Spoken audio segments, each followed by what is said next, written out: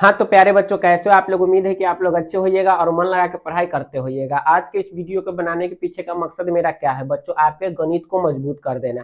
बच्चों आप लोग को पता होगा कि गणित बनाने में कितना ज्यादा उसमें चिन्ह का प्रयोग किया जाता है। जो भी चिन्ह इंपोर्टेंट है, जो आपको कक्षा 10वीं तक के काम आने वाला है, वो सब के सब आज के इस क्लास में हम आपको बताने वाले हैं। तो आज के इस क्लास में हम लोग क्या जानने वाले हैं, एक बार शुरू से आप लोग समझ लीजिए। गणित में प्रयोग होने वाले महत्वपूर्ण चिन्ह। तो हम आज के टॉपिक को लिख देते हैं बच्चों, आप लोग भी इसे नोट कर लीजिएगा क्योंकि बहुत ही ज्यादा काम आने वाला है आपको। तो हम लोग आज देखने वाले हैं आज के इस क्लास में बच्चों क्या चीज, तो गणित गणित में प्रयोग होने वाले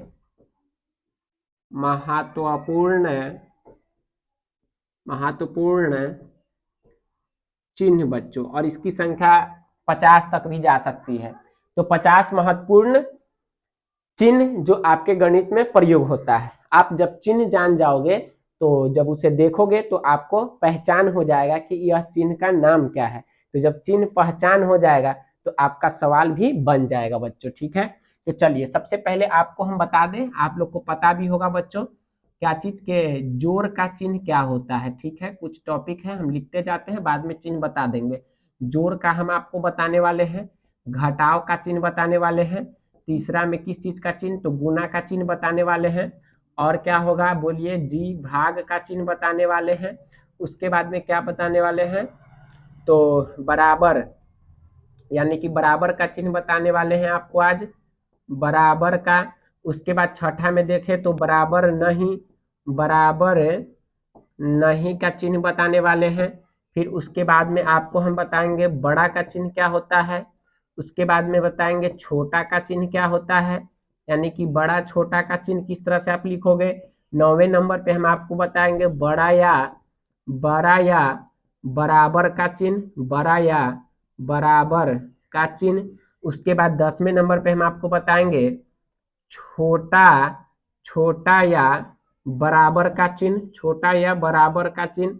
उसके बाद हम आपको बताने वाले हैं आज वर्गमूल का चिन्ह, वर्गमूल का चिन्ह। उसके बाद 12 नंबर पे आपको हम बताएंगे घनमूल का चिन्ह, ठीक है। 13 नंबर पे हम आपको बताने वाले हैं बच्चों बिंदु के बारे में कि बिंदु कैसा होता है। 14 नंबर पे हम आपको बताएंगे क्या चीज, तो अनुपात, अनुपात। उसके बाद में 15 नंबर पे हम आपको बताने वाले हैं समानुपात, समानुपात। ये सब का चिन्ह हम आपको आज बताने वाले हैं, ठीक है। चलिए उसके बाद में 15 के बाद 16 में देखें तो 16 नंबर में हम आपको बताने वाले हैं क्या चीज बच्चों, तो चूंकि बहुत ही ज्यादा इस्तेमाल होगा गणित में। उसके बाद 17 में बताने वाले हैं इसलिए, इसलिए चूंकि इसलिए। चलिए सबसे पहले हम आपको इतना बच्चों बता देते हैं, ठीक है। उसके बाद में हम फिर आगे का बताएंगे। बच्चों जोड़ का चिन्ह कैसा होता है, तो ये हो गया प्लस, जोड़ का चिन्ह, ठीक है।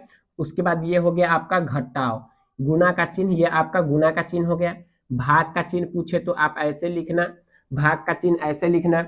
बोलो जोड़ घटाव गुना भाग का समझ में आ गया। जहां भी आप देखो ऐसा चिन्ह कहना, जोड़ है, ये घटाव है, ये गुना है, और ये क्या है, भाग है। बराबर का चिन्ह कैसा होता है, तो ऐसा होता है।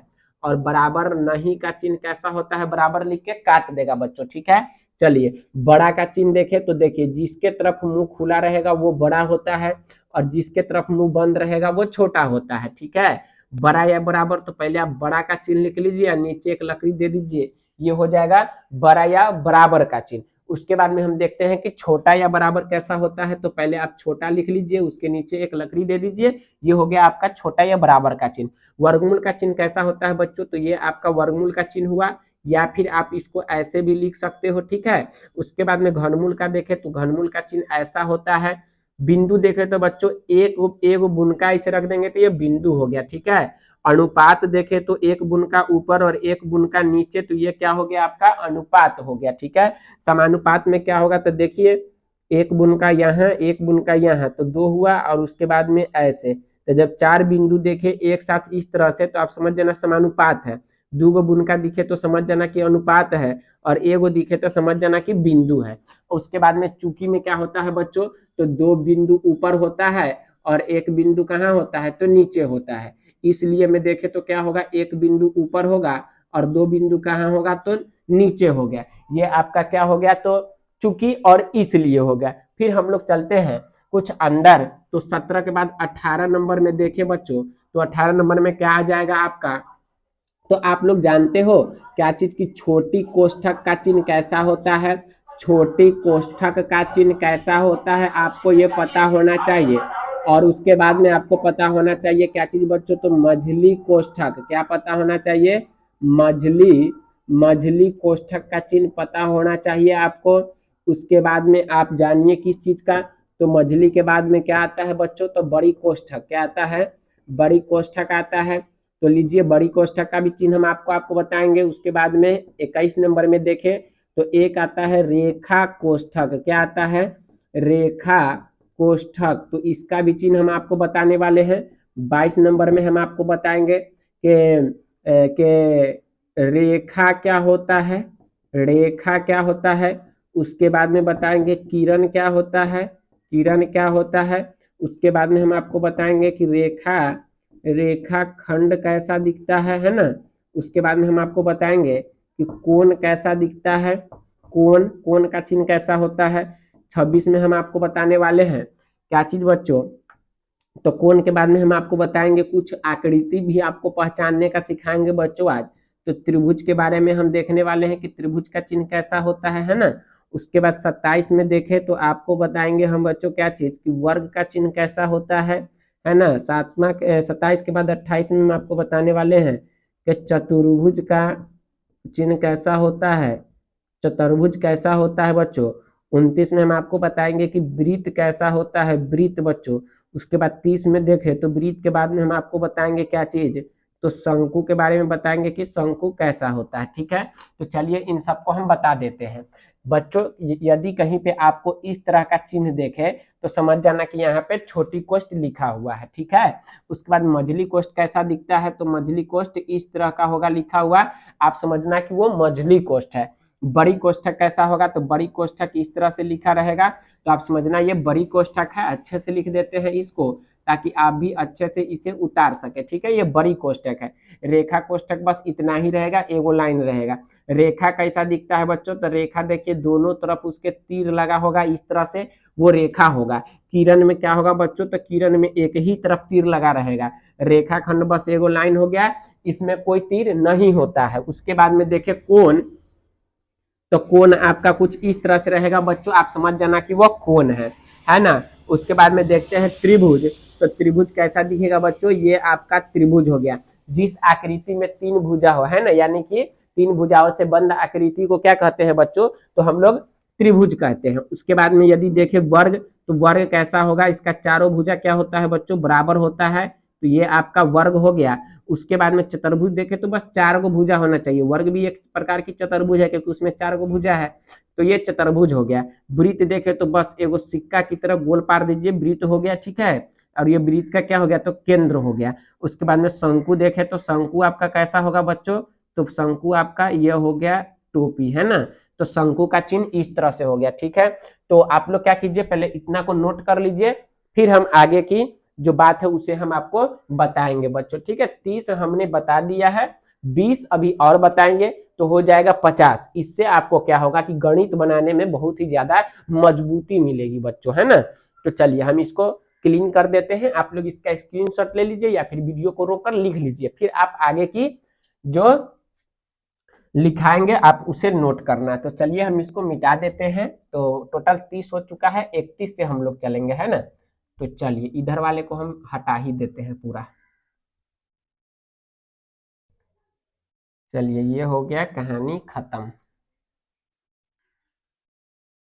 हम्म। अब हमको बताना है कहाँ से, तो 31 से, तो 30 यहाँ था, और ये हो गया आपका 31, 32, 33, 34, 35, 36, 37, 38, 39, 39 है एक 40, है ना। अब उसके बाद में यहाँ से आपका ये हो गया 41, 42, 43, 44 और 45। Shortcut trick. चलिए अब हम आपको बताने वाले हैं किस चीज के बारे में बच्चों, इसमें आयत है तो नहीं है सर। चलिए आयत का चिन्ह हम आपको दिखाने वाले हैं आज।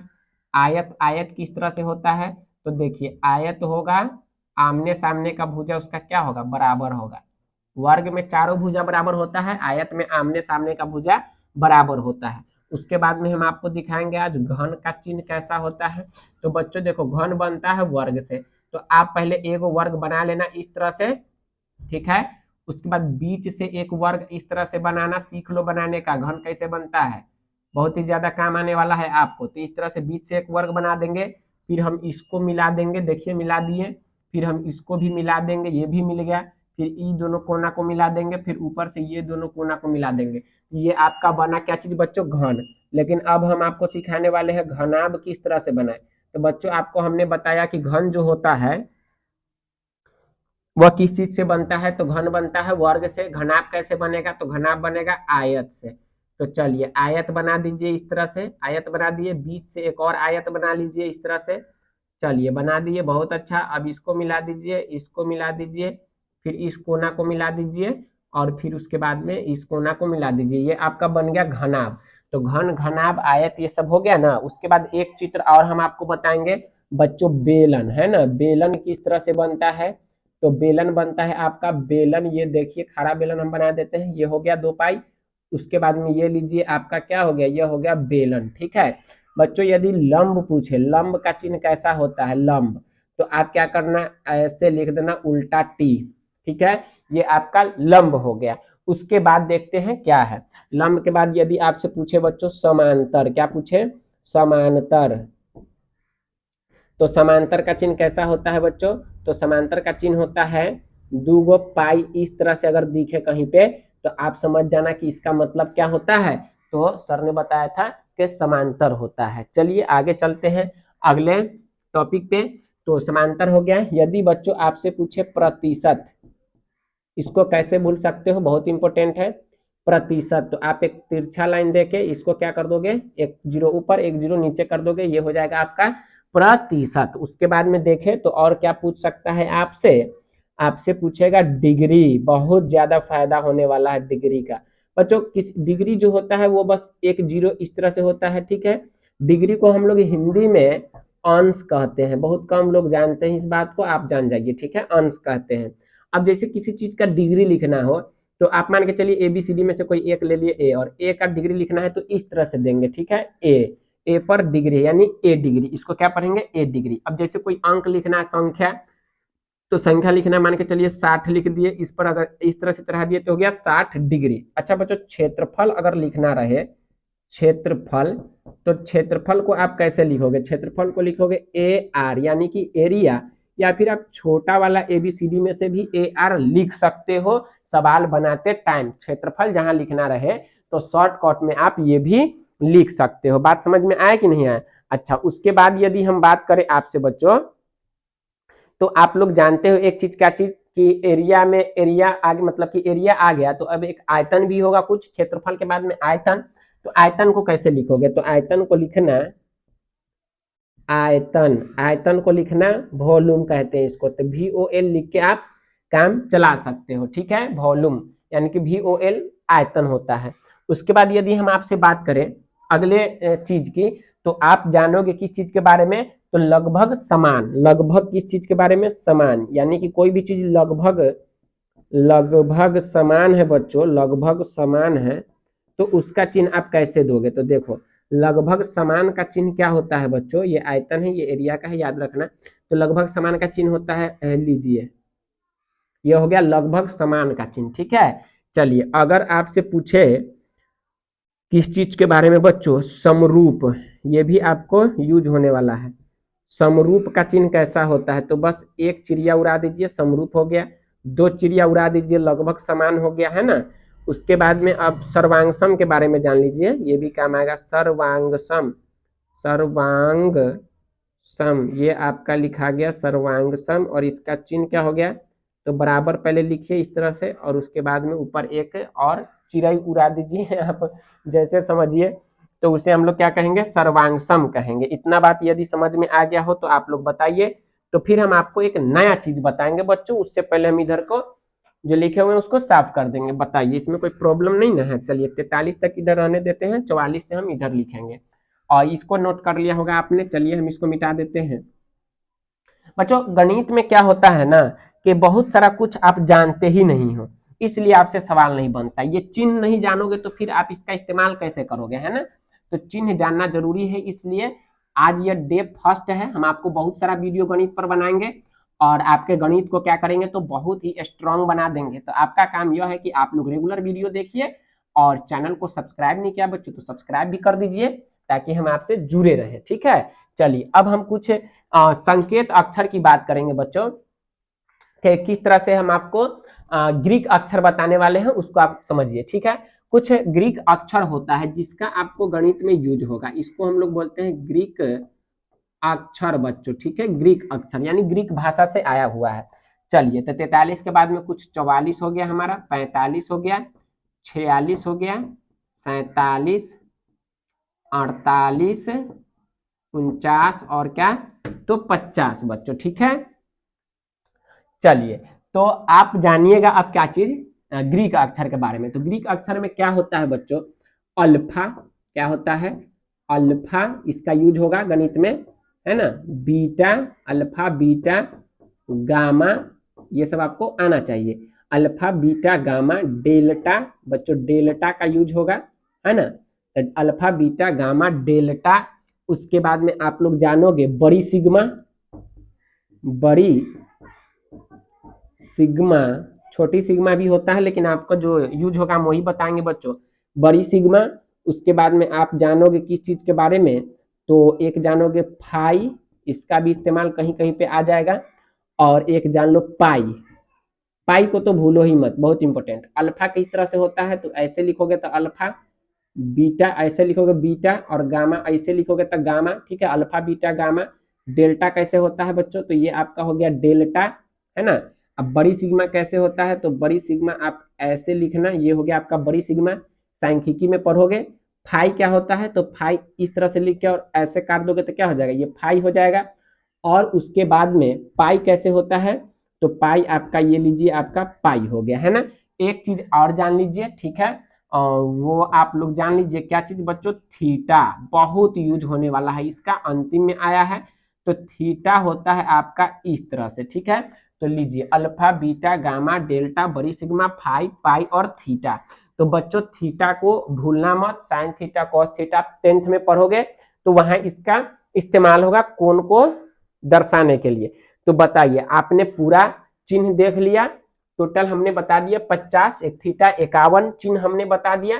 तो आप लोग क्या कीजिए इसे बढ़िया से उतार लीजिए और वीडियो कैसा लगा आप हमें बता दीजिए और कमेंट कीजिएगा, है ना। और चैनल को सब्सक्राइब करके वीडियो को लाइक करके दोस्तों में भी शेयर कर दीजिएगा। मिलते हैं फिर किसी नए टॉपिक के साथ नए वीडियो में, तब तक के लिए टाटा बाय बाय।